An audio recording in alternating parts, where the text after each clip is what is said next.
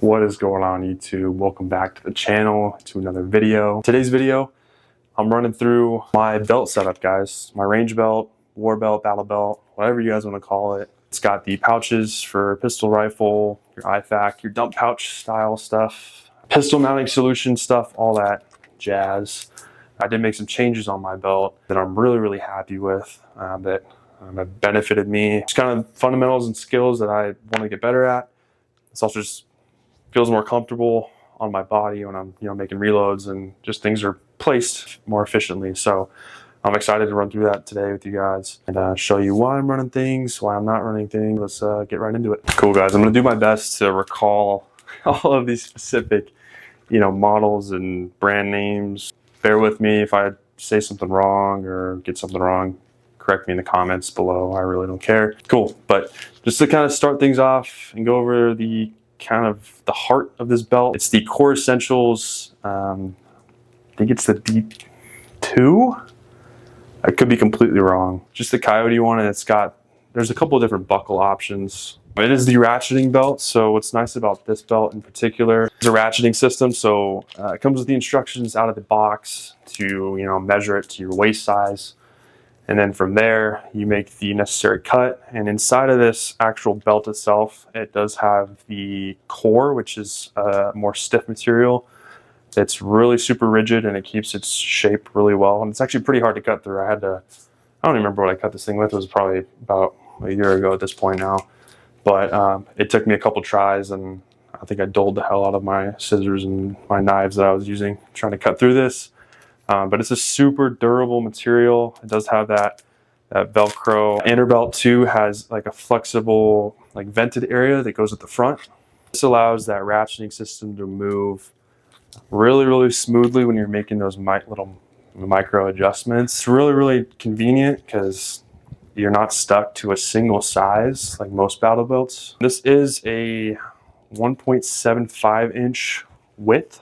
They've got options on their site too for different sizes, but I opted for the 1.75 because I don't use this for work or anything. It's just simply on the range and LARPing around like a dumbass. So moving just on back here, I'll just go around. I am running the Dynamic Principles cancelable mag pouches, both for pistol and rifle. You can see I've got two. I'm running one in the front right here, kind of right by the buckle portion of my belt. I used to just run one single rifle pouch that was just behind my pistol pouches, but I saw a couple other people on the internet, YouTube, Instagram, etc., run one in the front, and I thought that'd be a really interesting concept. And I saw how people were using it, and it was kind of aiding in their reloads. They didn't have to reach around and kind of fiddle with putting your hand all the way back here and trying to figure out where that pouch is at. So I just bought an extra, stuck it on for the hell of it, and when I tell you this is like super convenient, because like what else are you going to put up here? I see people run tourniquets and other, like you run a knife up here, but anything forward of your holster mounting solution or your holster at all, if you're just direct mounting it on there, like what else can you run, like genuinely? So throwing it on there has been a super big help for me. I think it's just like, I don't know, something just clicked. Like, I'm not saying my reloads were trash or anything before, but it's just super convenient and fast, and I love it. So, but yeah, these are really cool options if you guys are looking for like cantable mag pouches. You can customize. You're not just stuck with that particular angle or ride height. You can adjust these however you want. Again, if you guys want like a more in-depth video where I can show you like putting these on, I know there's videos out there on YouTube already, but it's not difficult. I mean, it's hard to get the inserts out because these are actual Kiwi inserts, STAC Kiwi inserts. So the owner of Dynamic Principles sources it directly from them, and then he makes the pouch. It's got a whole different grid on the backside. That's also makes these special. And I'll make a full video on that if you guys want to see that, to kind of go over like a tutorial of how to get these oriented like the way you want it. But yeah, this solution's been fantastic. I even angled the rifle pouch, which has been super helpful too.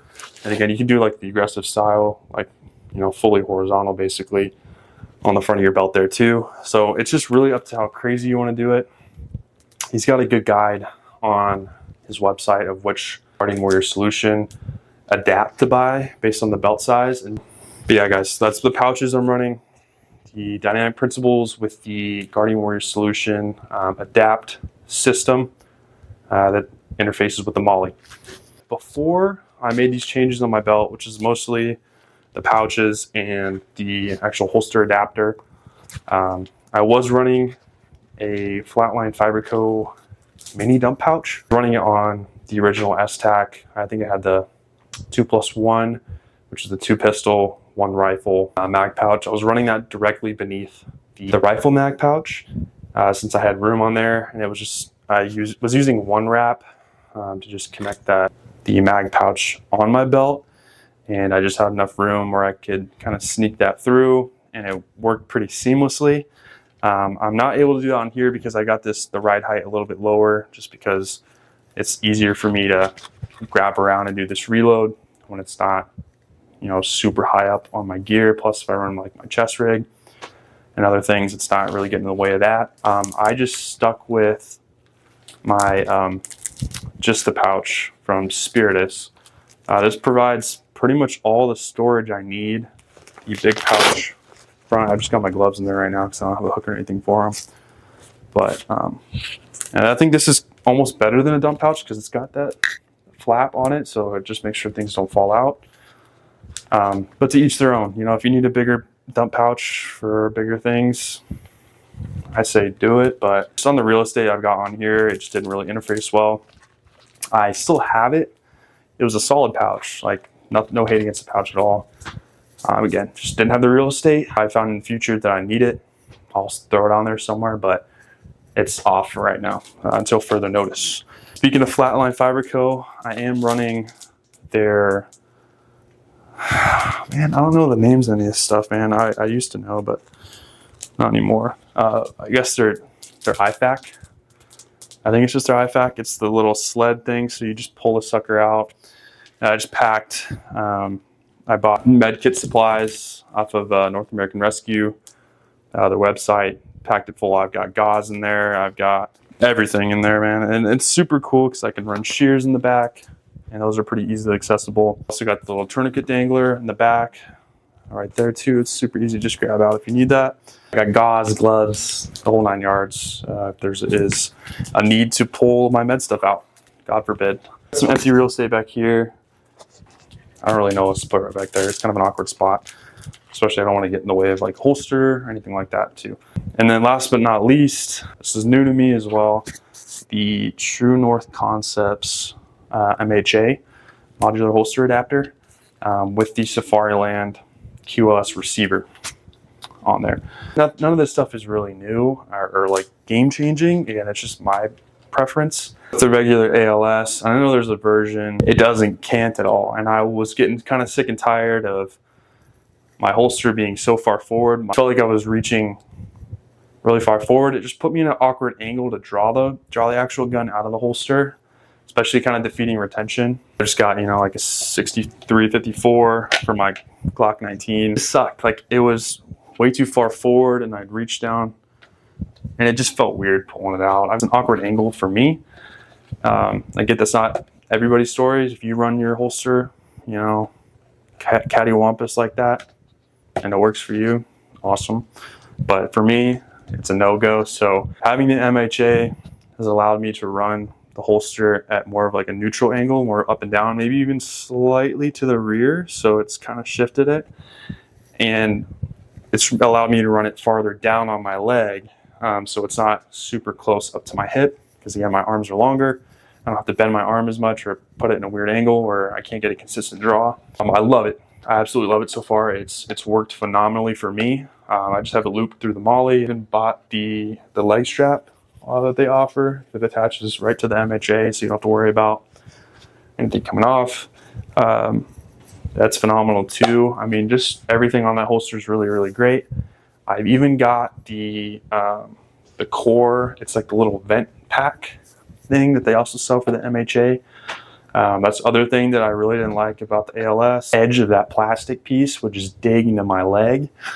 And even if I was wearing it around for the house, like practicing dry fire, I did it the wrong way. So running this where it's not digging into my leg, I wore this on the range session. I was able to test everything out and I loved it.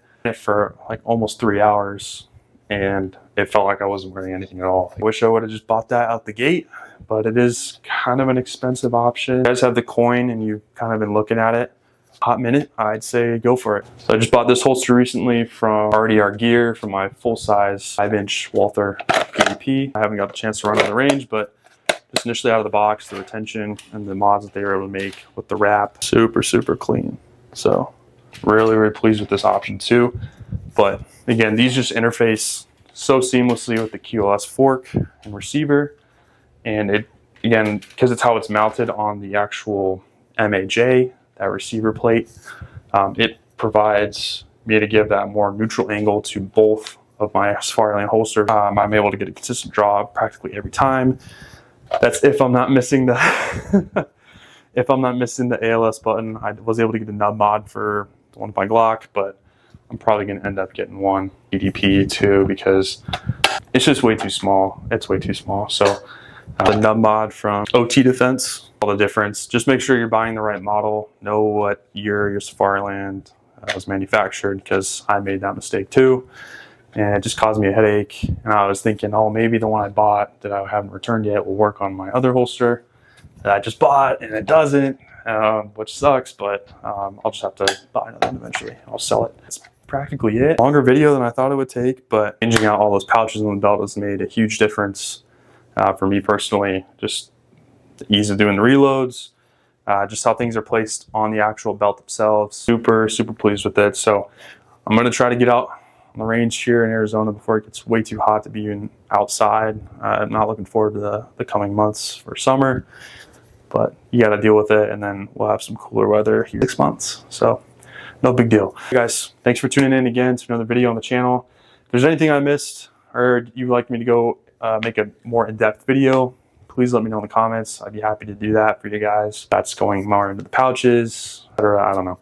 Just let me know, because love making YouTube videos for y'all. Awesome guys, thanks again. Peace out. See you in the next one. God bless.